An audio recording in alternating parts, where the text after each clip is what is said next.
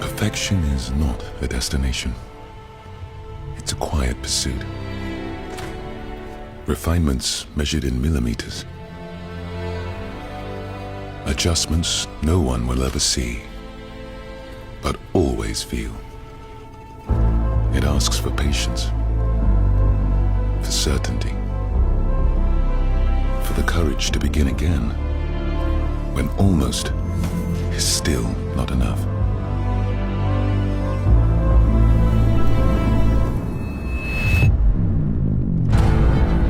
A creation shaped by care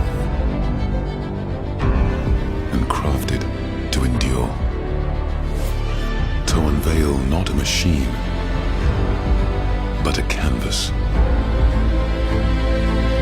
to once again redefine